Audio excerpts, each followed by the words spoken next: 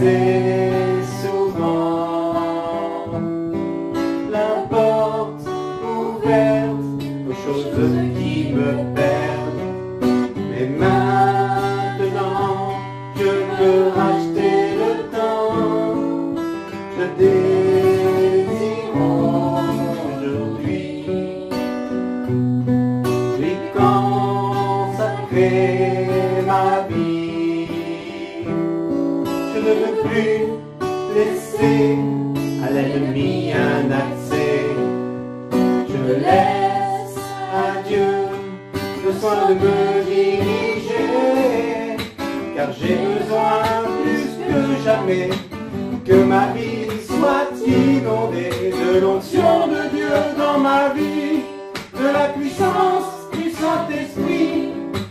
Je refuse de continuer sans ta présence à mes côtés, mais en attendant ton retour, je veux marcher dans l'amour. J'ai perdu du temps, j'ai laissé trop souvent la porte ouverte aux choses qui me perdent. Mais maintenant, je veux racheter le temps. Je désire aujourd'hui lui consacrer ma vie. Je ne veux plus laisser à l'ennemi un accès. Je laisse à Dieu le soin de me diriger, car j'ai besoin plus que jamais que ma vie soit inondée de l'onction de Dieu dans ma vie, de la puissance du Saint-Esprit. Je refuse de continuer sans ta présence à mes côtés, mais en attendant ton retour, je veux marcher dans l'amour.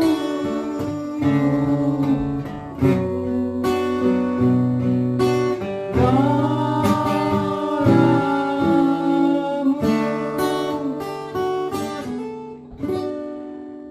Bonsoir frères et sœurs et amis. En tout cas, soyez les bienvenus à tous, tous les internautes, tous ceux qui ont l'habitude de nous écouter.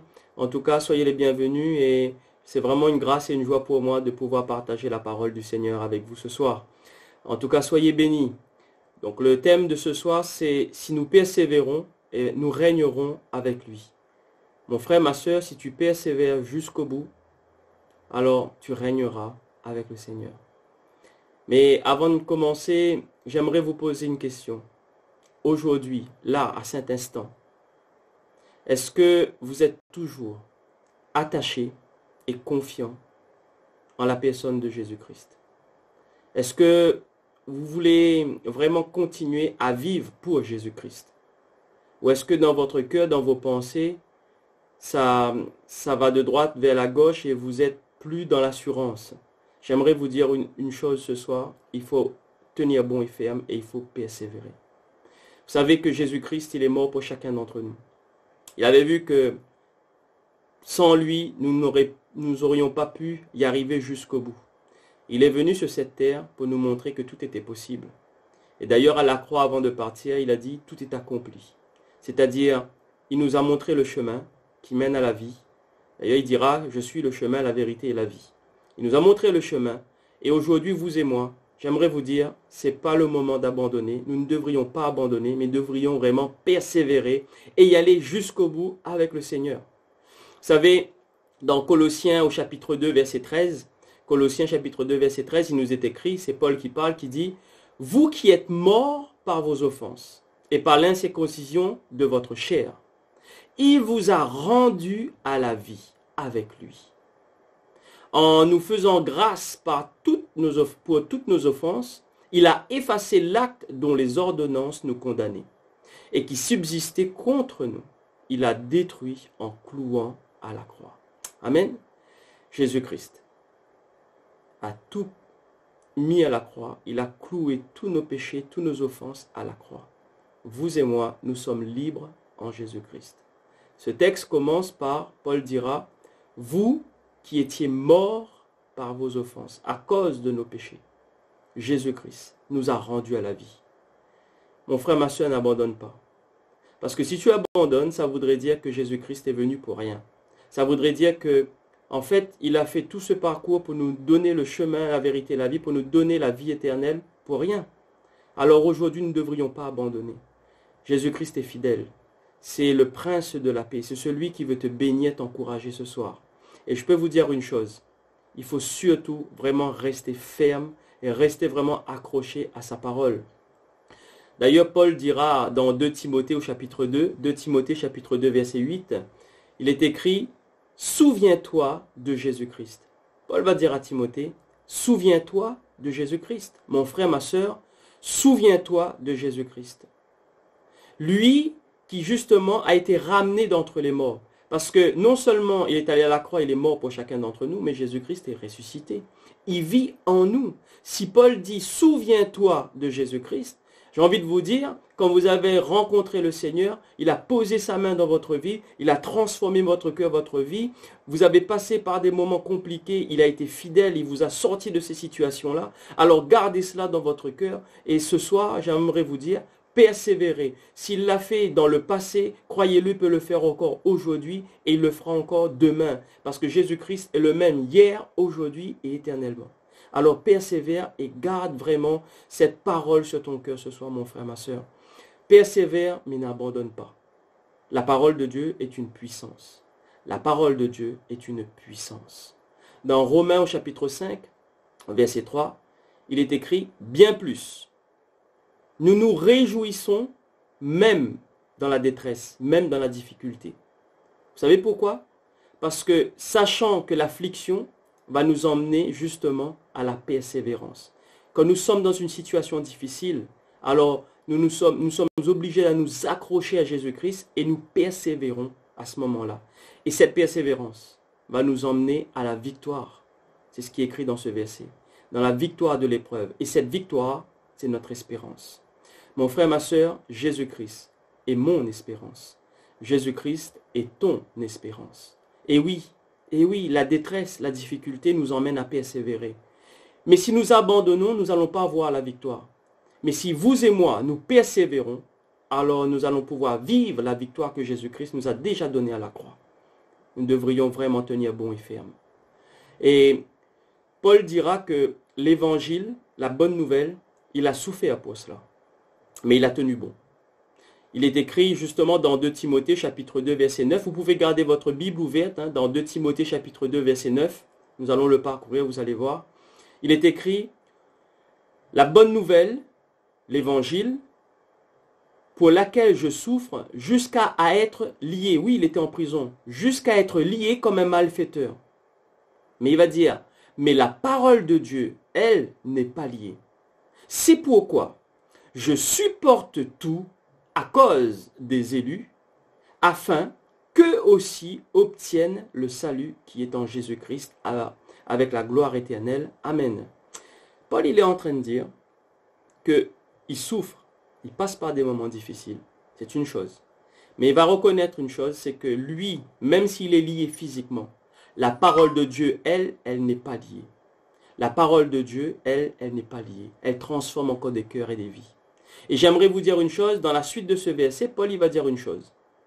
C'est pourquoi je supporte tout. Vous savez pourquoi il supporte tout? Il va dire à cause des élus. J'ai envie de dire pour toi, mon frère, ma soeur, à cause de tes enfants, à cause de ton entourage, à cause justement de tes collègues de travail, à cause de tes voisins, à cause de tout ce qui t'entoure, nous devrions persévérer. Et Paul dira, afin que ces personnes-là qui t'entourent obtiennent le salut. Puisque Jésus-Christ t'a choisi. Tu es la lumière qui éclaire cette maison. La lumière qui éclaire ton entourage. Et ceux qui t'entourent ne connaissent pas tous la parole du Seigneur. Et c'est pour cela que nous devrions persévérer. Et tenir bon jusqu'au bout. La persévérance, c'est notre assurance. La persévérance, c'est l'assurance d'hériter la vie éternelle. La persévérance, c'est celui qui va nous emmener vraiment à vivre et à être auprès du Seigneur. Hébreux chapitre 10, verset 35 est écrit, « N'abandonnez pas donc votre assurance, à laquelle est attachée une grande rémunération. » Amen. C'est-à-dire, n'abandonnez pas Jésus-Christ, à laquelle est attachée une grande rémunération. Il va revenir nous chercher. Un peu plus loin dans le verset 37, toujours dans Hébreux 10, il est écrit, « Encore un peu et un peu de temps. Celui qui doit venir viendra et il ne tardera pas. » Il ne tardera pas. Alors persévère, n'abandonne pas encore ce soir. Si nous sommes fidèles, alors Dieu demeure fidèle. Il ne peut se renier lui-même, nous dit la parole. Il ne peut se renier lui-même. Alors reste fidèle à la parole du Seigneur. J'ai envie de vous dire, mais il ne s'agit pas seulement de nous individuellement. Il s'agit aussi de nos frères et sœurs. Il s'agit aussi de l'Église. Si nous persévérons, il faut persévérer aussi ensemble. Il faut nous exhorter les uns les autres d'un même zèle, nous dit la parole de Dieu. Nous pouvons le lire dans Hébreux chapitre 10, verset 24. Il nous est écrit, « Veillons les uns sur les autres. » Pour nous exciter, c'est-à-dire pour nous motiver à l'amour et aux bonnes œuvres. N'abandonnez pas votre assemblée, comme c'est la coutume de quelques-uns. Mais exhortons-nous réciproquement, et cela, d'autant plus que vous voyez s'approcher le jour. Amen. C'est-à-dire, plus nous voyons s'approcher le jour où Jésus-Christ va arriver, va venir nous chercher, nous devrions vraiment nous motiver à aller encourager nos frères et nos sœurs, à aller vraiment les aider, vraiment dans la difficulté, à les bénir, à leur dire non mon frère, ma soeur, ne te relâche pas, tu passes par des moments difficiles, alors nous allons faire une chaîne de prière, nous allons prier ensemble, même si on ne se voit pas physiquement, mais nous pouvons prier ensemble d'un même esprit, d'un même cœur. C'est à cela que nous sommes appelés, c'est à cela que nous sommes appelés. Et il est écrit justement un peu plus loin dans Hébreux 6, verset 11, Hébreux 6, verset 11, il est écrit, « Nous désirons que chacun de vous montre le même zèle, pour conserver jusqu'à la fin une pleine espérance, en sorte que vous ne vous relâchiez point et que vous imitez ceux qui par la foi et la persévérance héritent les promesses. » Amen. Afin que vous et moi, nous puissions y arriver jusque la fin, par la foi. Même si nous sommes encouragés, même si pour nous ça se passe bien, mon frère, ma soeur, j'aimerais vous dire une chose. Apprenons à bénir et à encourager les uns les autres. Apprenons à encourager les uns les autres. Et oui, il ne s'agit pas seulement de nous. Si Christ est venu pour nous sauver, mais nous aussi nous sommes en mission pour encourager et bénir les autres. La persévérance nous permet de voir les promesses de Dieu s'accomplir. Si toi et moi, si nous, ensemble, nous persévérons jusqu'au bout, alors nous allons voir l'œuvre de Dieu s'accomplir. Hébreux chapitre 10, verset 36 nous est écrit, « Car vous aviez besoin de persévérance. » Oui, vous avez besoin de persévérance. « Afin qu'après avoir accompli la volonté de Dieu, vous obteniez ce qui vous est promis. » Amen.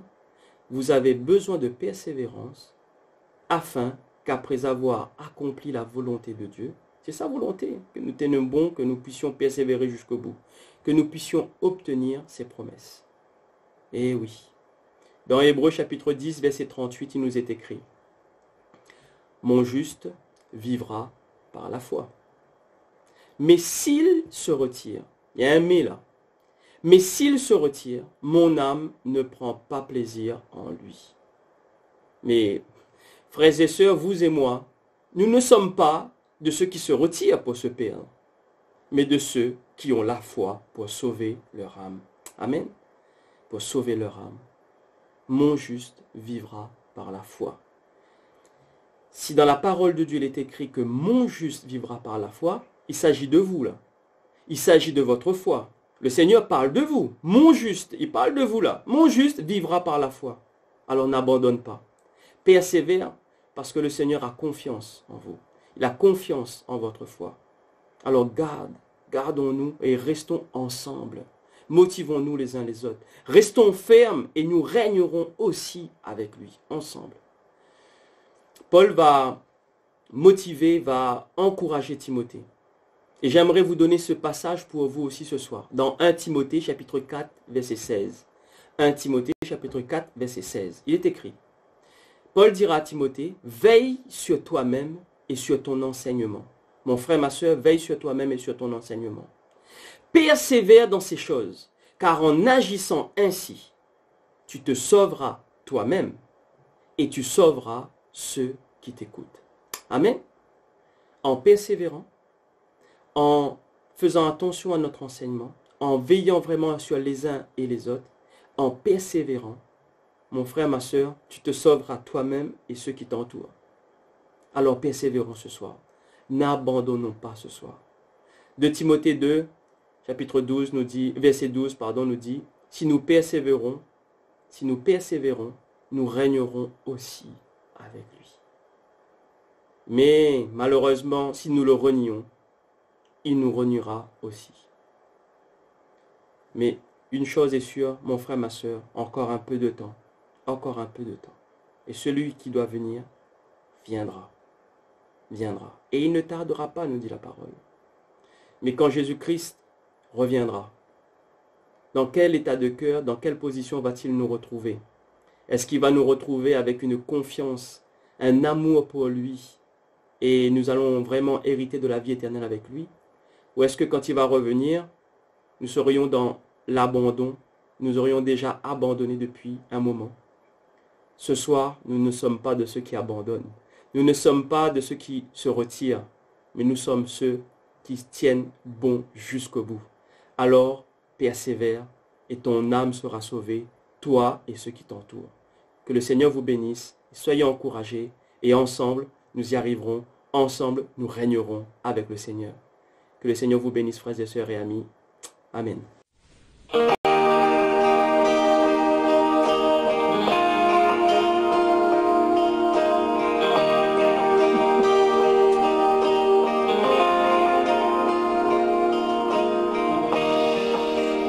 Terminé, le rideau retombe, je viens simplement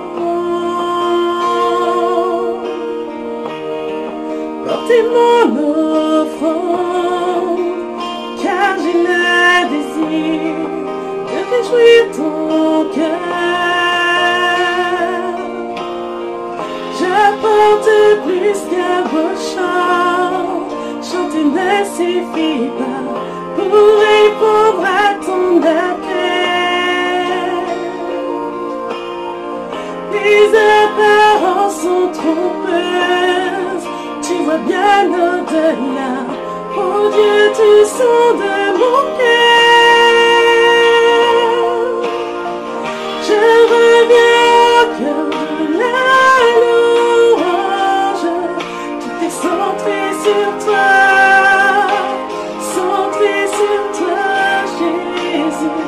Oui, je renonce à tous mes faux semblants pour tout centrer sur toi, centrer sur toi, Jésus.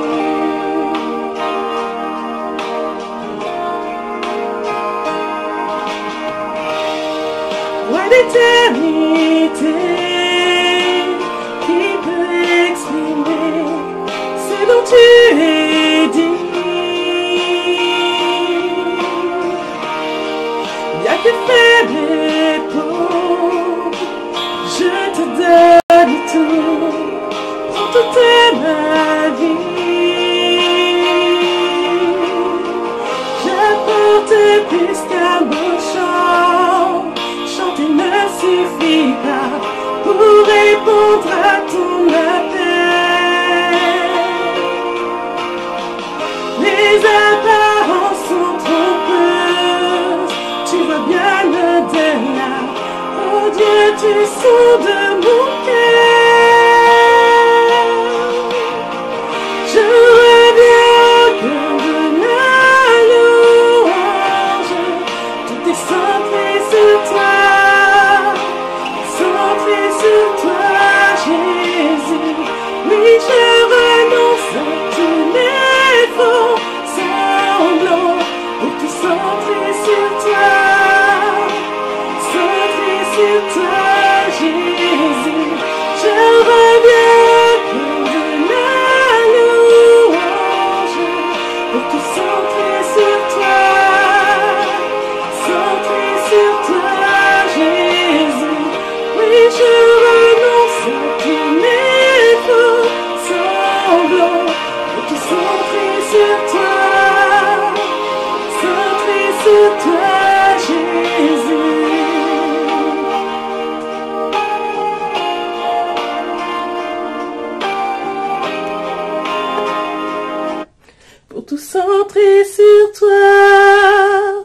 centré sur toi, Jésus.